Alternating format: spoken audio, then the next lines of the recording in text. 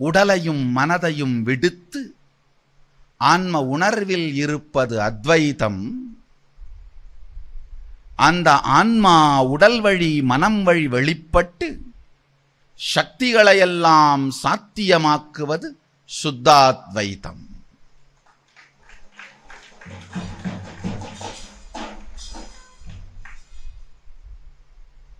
இந்த சுத்தாத்வைத சத்தியத்தை உலகத்திற்கு சொல்லவும்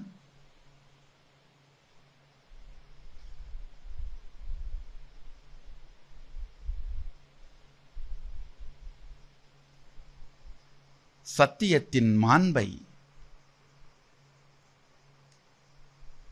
பாண்டியன் முதல் பாருக்கெல்லாம் பகின்றிடவும் பெருமான் செய்த லீலைதான் பிட்டுக்கு மண் சுமந்து பிரம்படிபட்ட கதை.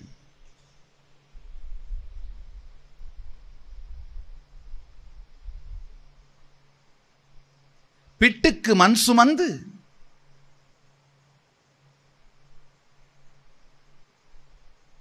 பிரம்பை முதுகில் தாங்கி வேறு எந்த லீலையிலும் செய்யாத தன்மீதே பிரம்பை தாங்கி வலிகண்டு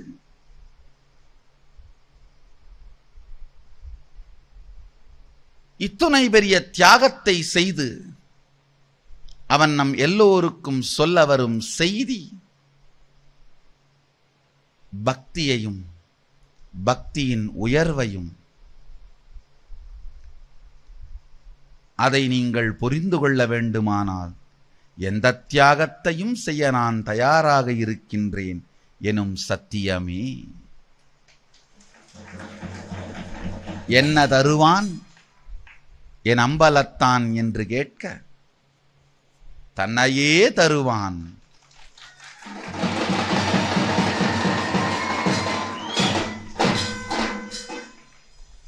இதை தருவான் அதை தருவான் என்பது அவன் செய்தி அல்ல, தன்னையே தருவான் என்பதே அவன் செய்தி. என்ன தருவான் எனும் கேள்விக்கு ஒரே ஒரு வார்த்தை தான், தியாகராஜன் தன்னையே தருவான்.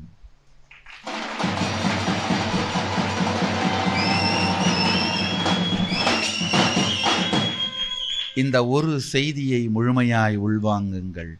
இதுதான் மாணிக்க வாசகருக்காய் பிட்டுக்கு மண் சுமந்து பிரம்படிபட்டதன் காரணம். பிரம்பை தானே தாங்க வேண்டியதன் ஒரே காரணம் தியாகத்தின் எல்லையை உலகத்திற்கு சொல்லியாக வேண்டும். எங்கோ இருந்து கொண்டு நம்மோடு சம்பந்தமே படாமல், நமக்கும் அவருக்கும் சம்பந்தமே இல்லாமல் ஏதோ நம் மீது விதிகளையும் முறைகளையும் மட்டும் சொல்லிக் கொண்டிருப்பவர் அல்ல சதாசிவன். ஆழ்ந்து கேளுங்கள். நம்மோடு சம்பந்தமே படாமல் நம் மீது விதிகளை திணித்தால் அது சட்டதிட்டம். நம்மோடு ஒன்றாய் வாழ்ந்து நமக்கு புரிய வைத்தால் அது உபதேசம்.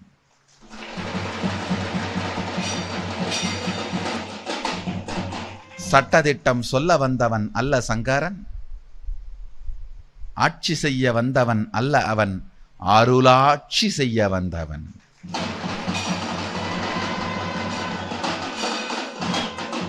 ஆட்சி செய்ய வந்தவன் அல்ல அவன், அருளாட்சி செய்ய வந்தவன். அதனால் நமக்கு எட்டாத உயரத்தில் இருந்து கொண்டு இயலாத சட்டங்களை நம்மீது திணிப்பவன் அல்ல என்றும், அவன் சொல்லும் சத்தியங்களை வாழ்பவர்க்கு சிறுகுறையும் வாராது வருமானால் தானே இறங்கி வந்து என்ன வேண்டுமானாலும் செய்து அவர்களை துக்கத்திலிருந்து மீட்டெடுப்பேன் எனும் சத்தியத்தை சொல்லவே என்ன வேண்டுமானாலும் செய்வேன்.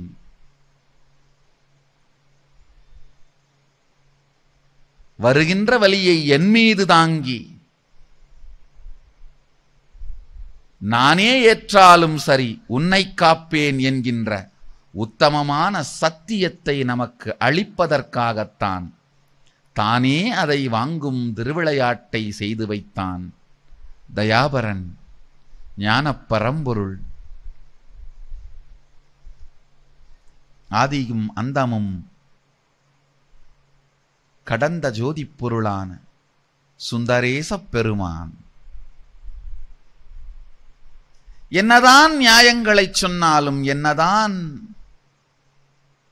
வாதங்களை கற்பித்தாலும் தானே பிரம்படிபடுவது சற்று அதிகமாகவே தோன்றுகிறது.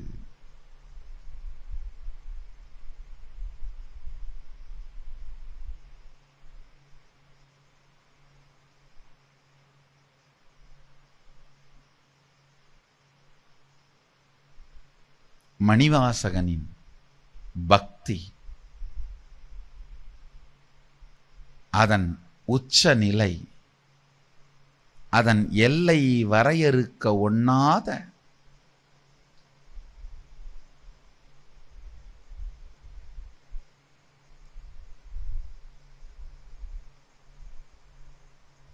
பெருஞான நிலை,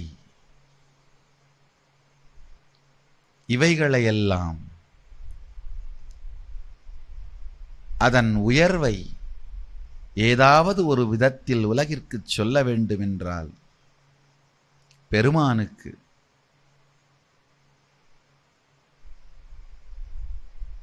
யாருமே எதிர்பார்க்காத, எல்லாரையும் அதிரச் செய்யக்கூடிய ஏதாவது ஒன்றை செய்துதான் பக்தருக்காய் தான் எந்த எல்லைக்கும் செல்ல தயார், எந்த தியாகத்தையும் செய்ய தயார் என்று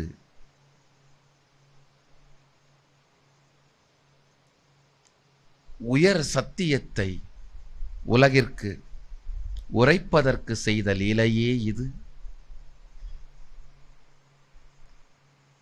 அவன் தியாகத்தை நாம் புரிந்து கொண்டால் தியாகராஜனின் பாகராஜர்களாய் மாறுவோம்.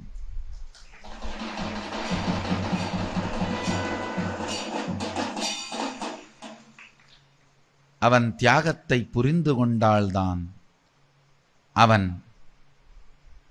பக்தர்கள் மீது வைத்திருக்கும் பக்தியின் ஆழம் புரியும்.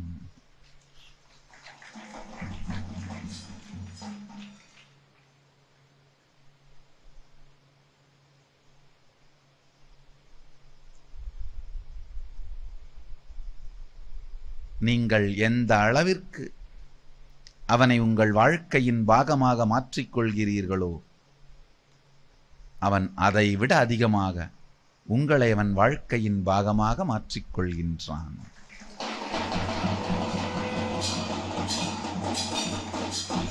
விதிகளையெல்லாம் கடந்து காதலின் நேர்மைக்காக மாணிக்கவாசகர் மிக பெருந்துணிச்சலோடு ஆபத்தான ஒரு செயலில் இறங்கினார். உயிர் கொடுக்கும் ஆபத்தை விட தன்னுடைய நற்பெயரையே கெடுத்துக் கொண்டு உயிர் கொடுக்கின்ற ஆபத்தான செயலில் இறங்கினார்.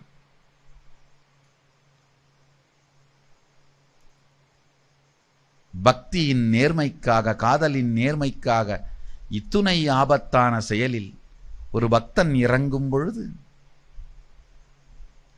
தன் தியாகத்தின் மூலமாய் மட்டுமே அவன் பக்தியை மெச்ச முடியும் என்பதற்காகவே பரமன் பெருமான் தானே பிரம்பை தாங்கினார். பொற்பிரம்பு கேட்ட வரமெல்லாம் கொடுத்து ஆகட்டும் அப்படியே 9 மாதம் எனக்கு 3 மாதம் அவளுக்கு என்கின்ற பாகத்தை விட்டு முழுமையாய் இருவரும் ஒன்றாயிருந்து அருளாட்சி செய்கின்றோம் என்ற வரமும் தந்து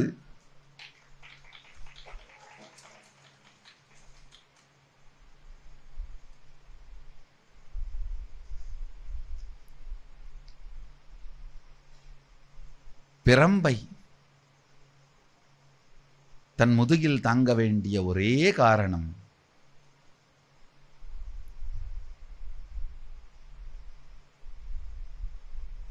பக்திக்கு எந்த அளவிற்கு பழுக்கிறான் என்பதையும், பக்தர்களின் நேர்மையின் மீது அவன் வைத்திருக்கும் நேர்மையையும், பக்தர்களின் நேர்மைக்காக அவன் செய்யும் தியாகத்தின் வலிமையையும் சொல்வது.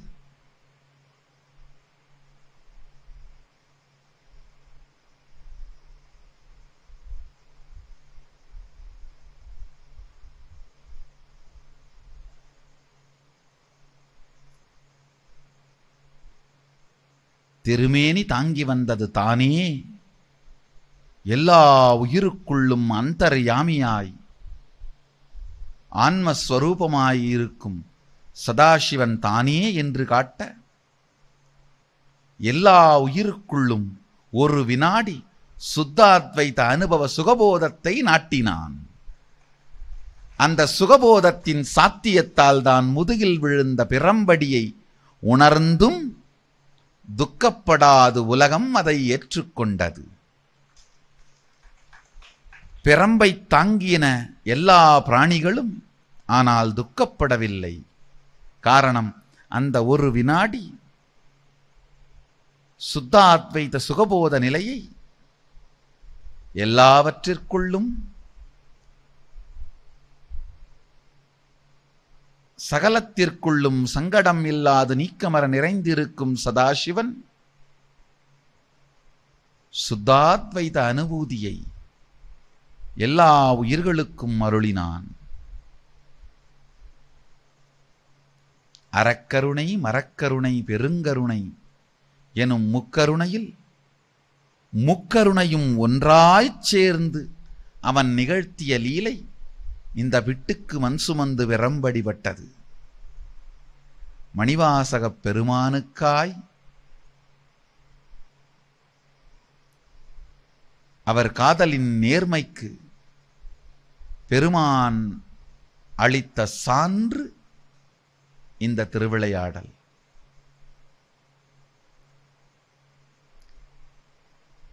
அவர் தியாகத்தின் காரணத்தை புரிந்து கொள்ளுங்கள்.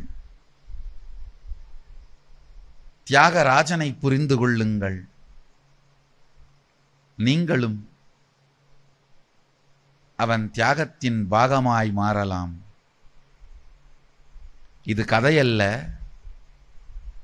வெறும் சுதையால் செய்து வைத்த சிலையும் அல்ல, நிஜத்தில் நடந்த, சதையில் நடந்த சத்திய விதை. நடந்த நம்ம எல்லோருக்கும் என்றென்றுமே இது நடக்கும் சாத்தியம் இருக்கிறது என்று நமக்கெல்லாம் சாட்சியாக உரைக்கப்பட்ட ஒரு சத்தியத்தின் சாட்சி இந்த சரித்திரம். அன்று மணிவாசகனுக்காய் மட்டுமல்ல, இன்று யாருக்காகவும் வரத் தயாராயிருக்கின்றான். மணிவாசகனைப் போல் பெருமானை உங்கள் வாழ்க்கையின் பாகமாய் மாற்றிக்கொள்ளுங்கள். இன்றும் அவன் உங்களுக்காய் வரவும் எதையும் தாங்கவும் தயாராகவே இருக்கின்றான்.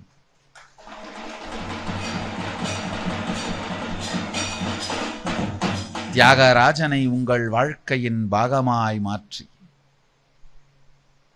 தியாகராஜன் வாழ்க்கையின் பாகராஜனாய் மாறி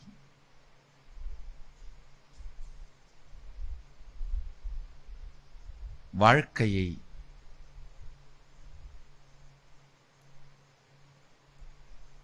ஜீவன் முக்த வாழ்க்கையாய் வாழுங்கள். இதுவே பெருமான் செய்தருளிய இந்த லீலையின் சாரம். இதன் மூலம் அவன் சொல்ல விரும்பும் செய்தி, நீங்கள் எல்லோரும் நித்யானந்தத்தில் நிறைந்து, நித்யானந்தத்தில் மலைந்து, நித்யானந்தத்தில் கரைந்து, நித்யானந்தமாகிட ஆசீர்வதிக்கின்றேன். ஆனந்தமாக இருங்கள்.